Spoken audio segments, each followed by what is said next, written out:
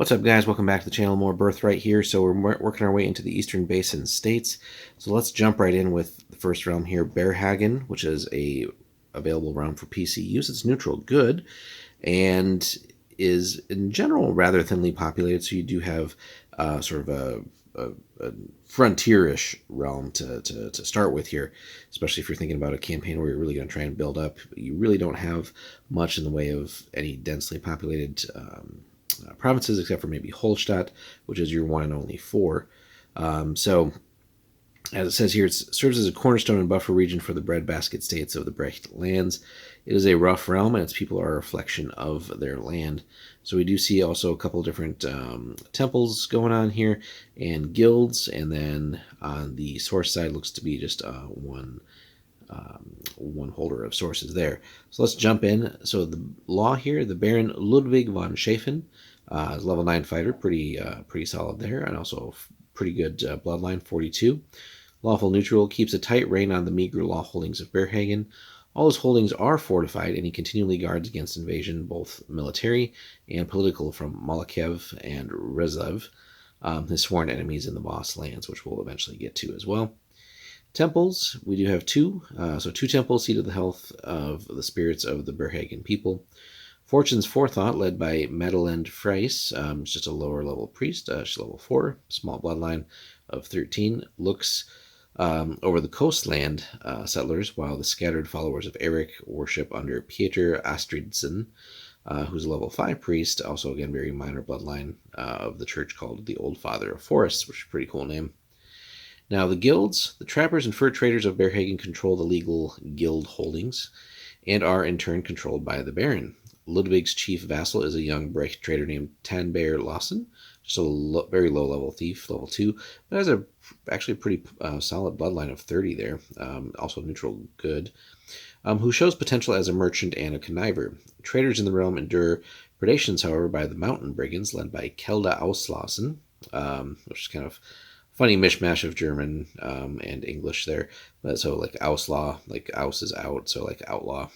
Her last name is basically outlaw. Level 8 thief, okay bloodline of 23, neutral evil. And then finally in the sources here, Berhagen's magical energy remains for the most part untapped. Royland Greencloak, basically left as a mystery for us, of Royal Guard, at least here, controls some of the energy. The death of the old High Mage of Berhagen has recently left many sources untapped, so we can use that also as an adventure hook if we're starting adventuring here or running the realm. That should be something that should be sort of a major plot point for a campaign. Now let's take a look at the goods here. So decent amount of regency, generated and accumulated, 3652. Baron also gets 4 RP from the Furveld Trepkin and 2 from Fortune's Forethought every turn, so the guilds. Treasury, not massive as some of the Brecht realms, but still very, very healthy. 36 gold bars, that's plenty to really start launching some projects to build and grow the realm, and also bump up the military a little bit. So he is very strict here, doesn't allow anyone other than himself to muster military units, not even the churches or anything like that. His standing army is always well trained, if not necessarily excessively large. So we got 3 units of elite infantry, so good stuff there. 2 cavalry, although, we have knights as well. 2 of the Schäfrich Welchen, which are knights. So he's got a pretty potent arm there. 2 archer units and a unit of levy called the Bearkannen. And then a small navy, 2 round ships, and a keelboat. So room for improvement, but certainly, given the elite status of most of their units, they punch above their weight as far as the size of the army goes. Now the Baron is the regent, as we saw. Doesn't rely on his noble title to defend his rights of rulership. He relies on his sword, so he's very actively kind of a lead from the front kind of guy. Ludwig, like his father before him, inherited a wild, sparsely populated domain, and he keeps it as he found it. So that's an interesting sort of thought there too. So not too much has changed. It's still kind of a rough and tumble domain, but on the one hand, something should trigger some sort of change or growth, whether it's threat of invasion, something along those lines, or just the fact that he needs to get a little bit more control on his lands and maybe raise them up a little bit, just to allow for more strength, and if nothing else, and just an ability to sort of hold the land versus adversaries as well. Now, the other important NPCs, so Kelda Auslausen leads the mountain brigands and does everything possible to plague the Baron's waking moments and give him nightmares when he's asleep. A daring, cunning outlaw, she comes out of the high Biergard, that's a great name for mountains, Biergard mountains, only to make precision strikes on the Furvel's Trepkin and the Baron's own holdings. Some say she can muster as many as one levy unit and 2 archer units, but it's unlikely she'll ever do so. So that's a fun thing for the DM to play around with there, is just, how much of a threat really she's going to be in the thorn of the Baron. So again, whether you're running the realm or just adventuring here, you could make yourself useful to the Baron by scouting her and her forces and things like that, and maybe even trying to take her down. Certainly would be a very heroic thing to do. So the Barons crack troops long for the day when they can meet her in open battle, but given her paltry forces, those aren't really geared towards open field battle, at least with what she has there. Madeline Frace leads the Temple of Sarah. Her sect, known as Fortune's Forethought, looks after the Berhagen coast dwellers' spiritual needs.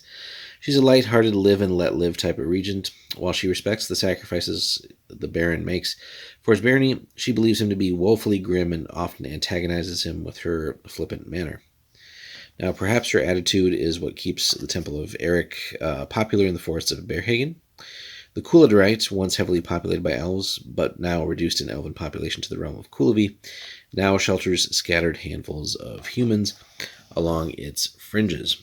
Peter Astridson, a half-Brecht, half-Rurik priest, leads the Old Father Forest Temple and protects the trees and the beasts.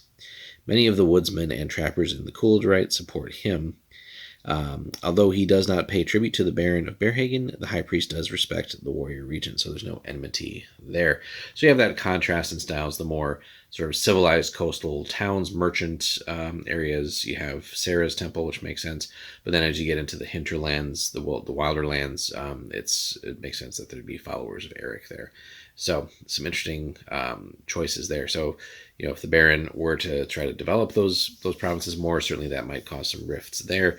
But, certainly the coastal areas, he could stand to increase his holdings and his presence there and just try to make the realm a little bit more of a merchant powerhouse, and that would boost his economy too.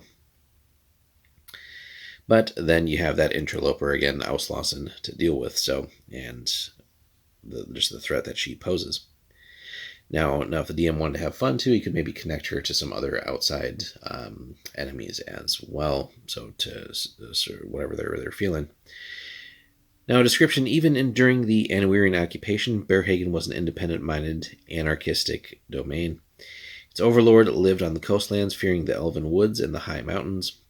The Baron hardly fears either region, but he has little use for the uncivilized provinces of his domain, except as a valuable buffer between his kingdom and the Rurik lands. Hunting, trapping, and fishing are the major occupation of the civilians of the Berhagen peoples.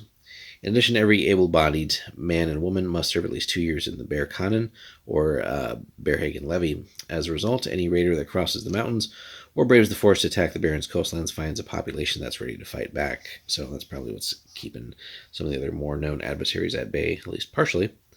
Now, the city's Holstadt was built by Anwirian overlords to look seaward and defend the land.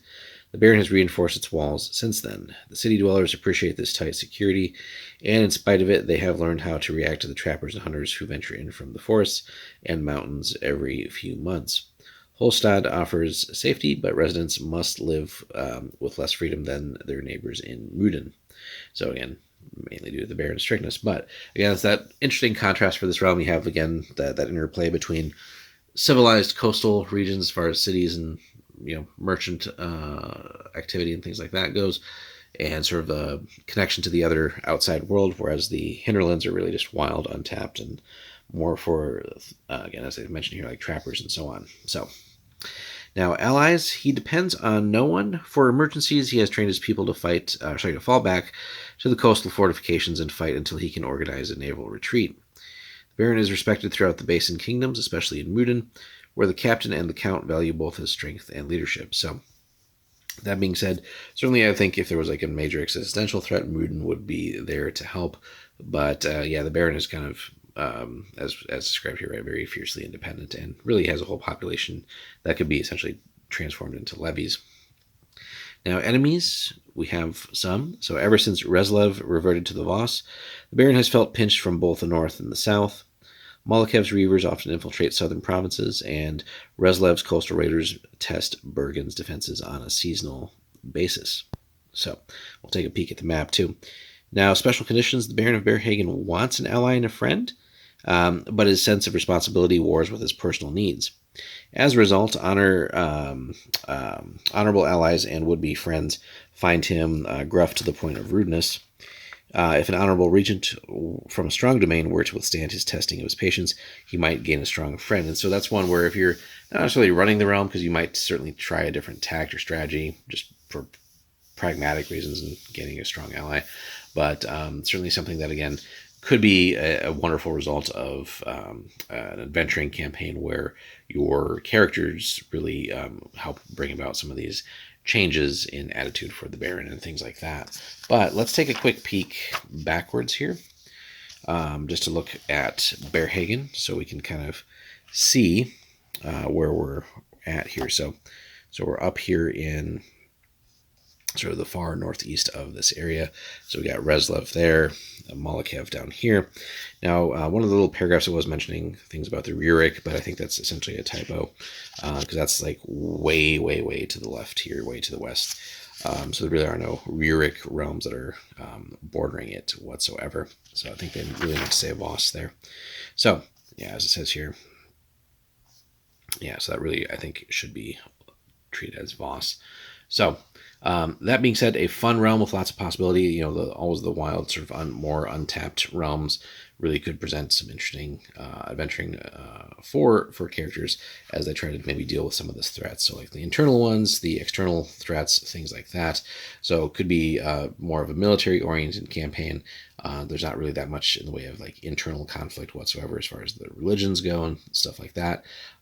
But some of the external threats certainly warrant that. And then again, the issue with the sort of outlaw bandit Ausloss in there. So really good stuff. Fun realm to try out. Certainly a good challenge to try and rule as well, since you have a lot of threats from basically the northeast and the southeast.